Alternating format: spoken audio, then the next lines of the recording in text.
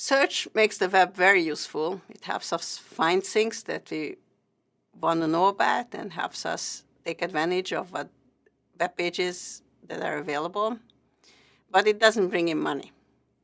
What it does is creates a novel opportunity for advertisement. And advertisement is what pays for it all.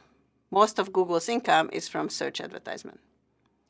To understand how this works, we need to combine search with topics earlier in the course, auctions and markets. So to remind how search creates advertisement opportunities, think about a search page. So a search page starts with a search box where you can type in the thing you're looking for. It could be a kind of camera or a kind of a hotel room in a city you might want to visit, or it could be anything else. The search then returns actual results, and that comes underneath the search term. It's an area where they return the relevant web links. But they're part of the page they reserve for paid-for advertisement. Often this is the top of the page and on the side. Sometimes some parts are taken by other information, but these are the parts where usually paid-for advertisement shows up. And this paid-for advertisement is what pays for all of the search engine, or almost all of the search engine expenses. Selling ads to search engines is very different than classical advertisement, that is selling ads to TV or stations or newspapers. In a TV or a newspaper, the same ad is seen by an incredibly large number of people, everyone who buys the newspaper or everyone who views a particular show on TV. Search, in contrast, gives you very many different opportunities. Each search term is a different ad opportunity. And in fact, Google or the search engines tend to know a lot about who the person is that is searching, and take advantage of this also in targeting.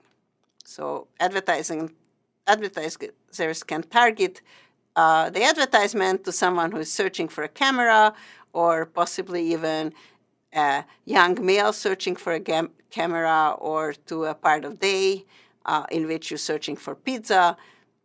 There are various ways you can target advertisement, and this gives millions of different opportunities to how you can sell advertisement. Now, one question is how the search engines are collecting money for this advertisement. The way classical advertisement works is that the expense of putting an ad in a TV station or a newspaper depends on how big the circulation is, or how many people watching the show. The more people watch the show, the more expensive it gets to put an ad in that show. The natural analog would be what's called pay-per impression. That is, every time the ad is shown to someone on the screen, the advertisers would have to pay.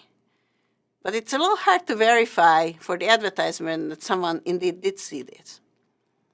In contrast, what became standard is pay-per-click. That is, the advertisement only have to pay if the customer not only seen the ad, but followed the link.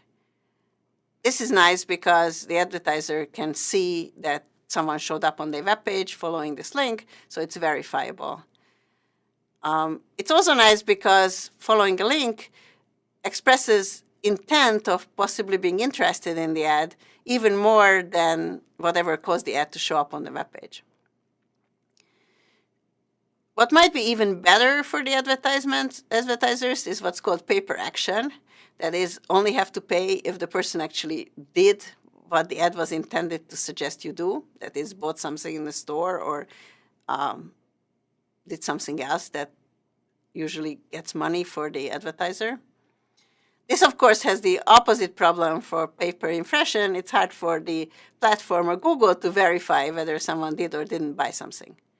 So pay-per-click is the standard in the industry, and it has the advantage of it's verifiable in both sides, and click expresses interest very well that the person might be interested in the thing that's getting advertised. So just to understand or normalize, think how much can a click cost? So it ranges very widely. A click can be as cheap as a few cents, but can cost as much as $100 or hundreds of dollars. The most lucrative kind of things to advertise for is insurance, loans, mortgages, attorneys. These things can cost as much as $50 per each click. In these kind of cases, people are indeed looking to buy or spend money, and if the advertiser gets the contract, that can be quite lucrative, and apparently it's worth as much as $50 for catching the people who are interested or getting them to choose this particular company or group.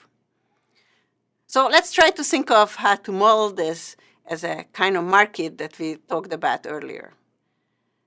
So as we said, a web page has multiple slots for ads. There are multiple opportunities to put an ad on different parts of the web page. So I'm going to think of this as slots and break up the web page into the areas in which advertisement can be pasted at. And I'm going to think of this as a market in which the advertisers are buying the opportunity to putting the ad in these slots, so they're effectively buying slots. So in our market terminology, there will be a bipartite graphs where one side is the things being sold, the slot, the other side are the advertisers or the ads. And we're going to set this up as the usual bipartite graph with slots on one side and advertisers on the other side. The advertisers usually have some value for a click. They expect that if you did click on the page, you're going to spend some money, or most people will, and in expectation, they hope to get some amount of income from this. So for example, in my example, advertiser A expects a $5 income every time someone clicks on his or her ad. Now, the slots are also different. Advertisers do care where the ad shows up. The advertisements close to the top of the web page usually quite lucrative, and in contrast, the bottom of the page, closer to the bottom of your screen, is increasingly less and less valuable, gets less noticed, much less likely to get clicked on.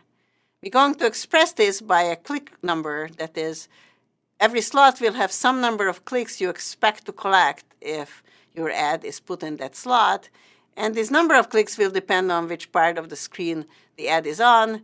Top numbers are better than bottom numbers. So this is our basic model. This is how we're going to think of the ad market. And we're going to set up next is what exactly this means in terms of the usual matching market of advertisers selling the slots.